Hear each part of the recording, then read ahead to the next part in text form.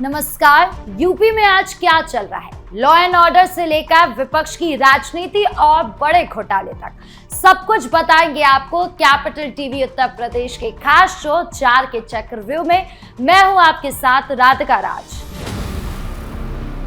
4 के चक्रव्यूह में सबसे पहले बात गाजीपुर की, जहां 16 साल की निशा विश्वकर्मा की जान जाने के मामले में विपक्ष ने पूरा हमला बोल दिया है। सपा डेलीगेशन के हंगामे के बाद अब अखिलेश यादव खुद 29 अप्रैल को परिवार से मिलने जा रहे हैं। वहीं दूसरी ओर प्रियंका गांधी ने तो सीधे पीएम मोदी पर हमला बोला। पूरा मामला बताएंगे आपको, कैसे राजनीति हो रही है इस हत्याकांड पर। दूसरी बड़ी खबर वक्फ प्रॉपर्टीज से जुड़ी है, जहां उत्तर प्रदेश में 12,000 से ज्यादा वक्फ संपत्तियों का रजिस्ट्रेशन रद्द कर दिया गया। इसमें मस्जिद की जमीन, कब्रिस्तान, मदरसे, ईदगाह सब शामिल है। तो कैसे कट्टरपंथी ताकतों की जमीनों पर बड़ी कार्रवाई हो रही है, पूरा मामला बताएंगे आपको। तीसरी खबर कानपुर से, जहां एक लेखपाल आलोक दुबे करोड़पति कैसे बन गया, इसकी जांच अब एसटीएफ और एडीजी को सौंपी गई है, जिसका आदेश इलाहाबाद हाई कोर्ट ने दिया है। तो कैसे सरकारी पद का दुरुपयोग करके इतनी संपत्ति जमा की है, बताएंगे आपको पूरा घोटाला। 4 के चक्रव्यूह के आखिरी में बात बिजनौर की, जहां सोशल मीडिया पर हथियार दिखाकर दहशत फैलाने का वायरल वीडियो सामने आया, जिसके बाद पुलिस ने 2 और आरोपियों को गिरफ्तार कर लिया। बताएंगे आपको लॉ एंड ऑर्डर को लेकर सरकार की सख्ती के बारे में। तो चलिए बिना किसी देरी के शुरू करते हैं 4 का चक्रव्यूह। 4 के चक्रव्यूह में सबसे पहले बात गाजीपुर की, जहां 16 साल की निशा विश्वकर्मा की जान जाने का मामला सामने आया, जिससे यूपी की सियासत में तूफान आ गया। 14 से 15 अप्रैल की रात कटरिया गांव में निशा का शव गंगा नदी के किनारे मिला था। परिवार का आरोप है कि लड़की का अपहरण किया गया, फिर सामूहिक दुष्कर्म के बाद उसकी जान ले ली गई। शरीर नदी किनारे फेंक दिया गया, जिसके बाद एक आरोपी हरिओम पांडे को गिरफ्तार करके जेल भेज दिया गया। लेकिन मामला तब गर्म हो गया जब समाजवादी पार्टी का प्रतिनिधिमंडल पीड़ित परिवार से मिलने गांव पहुंच गया। वहां पथराव शुरू हो गया।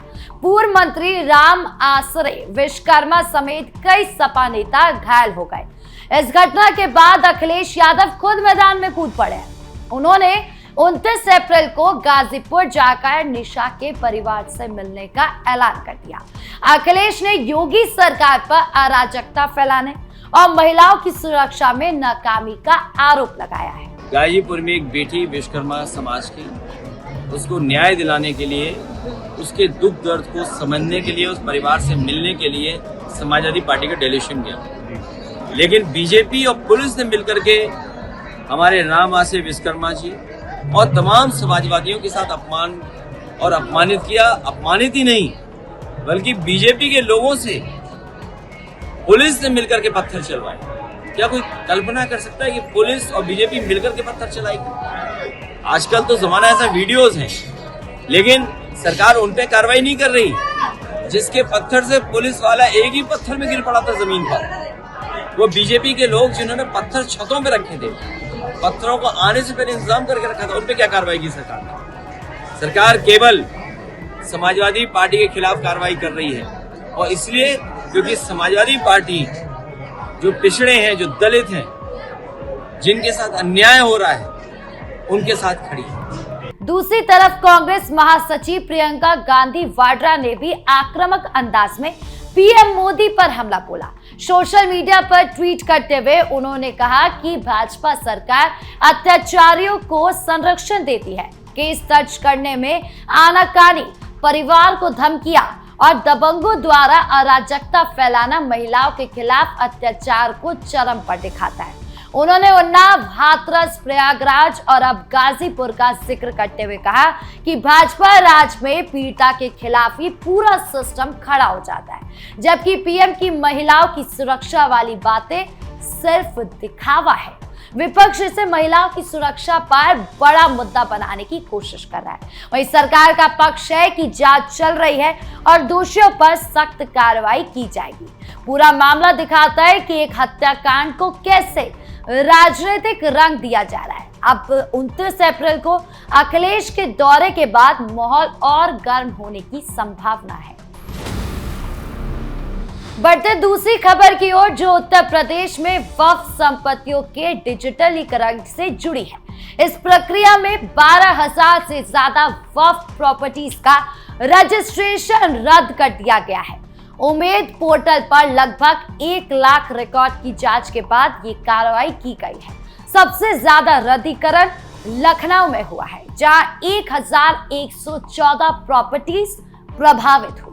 इसके बाद बिजनौर में 1003, सहारनपुर में 990 रद्द की गई संपत्तियों में छोटी मस्जिदों की जमीन से लेकर बड़े कब्रिस्तान, मदरसे, ईदगाह, इमामबाड़ा, दरगाहें और कुछ रिहायशी और आय कमाने वाली प्रॉपर्टीज भी शामिल है।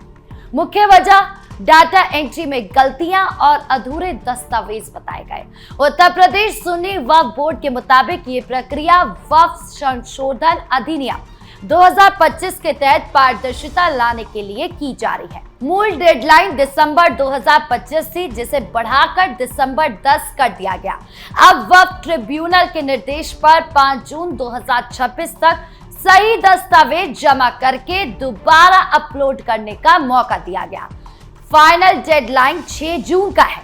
सरकार का कहना है कि जो लोग सही कागजात जमा करेंगे उनकी प्रॉपर्टीज दोबारा रजिस्टर्ड हो जाएगी। ये कदम अवैध कब्जे और गड़बड़ियों पर लगाम लगाने के लिए उठाया गया माना जा रहा है। कई जगहों पर यह चर्चा हो रही है कि इससे कट्टरपंथी ताकतों के अवैध कब्जे वाली जमीनों पर असर पड़ेगा। अब देखना होगा कि वक्फ बोर्ड और संबंधित संस्थान कितनी तेजी से सही दस्तावेज जमा करते हैं। ये कार्रवाई यूपी में भूमि सुधार और प्रशासनिक पारदर्शिता की दिशा में एक बड़ा कदम मानी जा रही है। अगर लोग समय पर दस्तावेज नहीं जमा करते तो कई संपत्तियां विवादों में फंस सकती है। बढ़ते अगली खबर की ओर, जो कानपुर से जुड़ी है, जहां लेखपाल आलोक दुबे करोड़पति बन चुका था, लेकिन उसकी कमाई का राज अब खुलने वाला है। इलाहाबाद हाई कोर्ट ने उसके 41 प्रॉपर्टीज की जांच एसटीएफ और एडीजी अमिताभ यश को सौंप दी है। इन प्रॉपर्टीज की कुल कीमत करीब 30 करोड़ रुपए बताई जा रही है। स्टाम्प और रजिस्ट्रेशन विभाग ने इसकी वैल्यूएशन की है। आलोक दुबे पर आरोप है कि उसने अपनी सरकारी पद का दुरुपयोग करके फर्जी दस्तावेजों से जमीनें खरीदी, बिल्डरों से साठगांठ की और बेनामी ट्रांजैक्शन किए। उसके परिवार के खातों में जमीन अधिग्रहण के नाम पर 1 करोड़ से ज्यादा रुपए आए थे। दिसंबर 2024 में एडवोकेट संदीप सिंह की शिकायत पर डिस्ट्रिक्ट मजिस्ट्रेट सत्येंद्र प्रताप सिंह ने 3 सदस्यीय कमेटी बनाई। जांच में दुबे दोषी पाया गया, पहले सस्पेंड किया गया, फिर डिमोशन हुआ और 7 मार्च को मंडल आयुक्त की अदालत ने उसे नौकरी से बर्खास्त कर दिया। हाईकोर्ट ने सख्त रुख अपनाते हुए कहा कि ऐसे कर्मचारी को नौकरी में रखना जनहित के खिलाफ है। कोर्ट ने एसटीएफ से 2 हफ्ते में विस्तृत रिपोर्ट मांगी है। एसटीएफ अब प्रॉपर्टीज के शोध, बेनामी डील्स, बिल्डरों से कनेक्शन और पूरे नेटवर्क की जांच करेगी। जिला प्रशासन सभी दस्तावेज एसटीएफ को उपलब्ध करा रहा है। ये मामला यूपी में सरकारी कर्मचारियों के भ्रष्टाचार को उजागर करता है। अब एसटीएफ की रिपोर्ट के बाद आगे की कार्रवाई होगी। ये केस उन सभी सरकारी अधिकारियों के लिए चेतावनी है जो पद का दुरुपयोग करके अवैध संपत्ति जमा करते हैं। योगी सरकार बार बार कह चुकी है कि भ्रष्टाचारियों पर कोई मेहरबानी नहीं होगी। 4 के चक्रव्यूह के आखिरी में बात बिजनौर की, जहां सोशल मीडिया पर हथियारों का डिस्प्ले करके दहशत फैलाने वाले वीडियो का मामला पुलिस के लिए चुनौती बन गया था, लेकिन अब सख्त एक्शन लिया जा रहा है। वायरल वीडियो में कुछ युवक हथियार दिखाकर घूमते नजर आए, जिससे इलाके में डर का माहौल बन गया।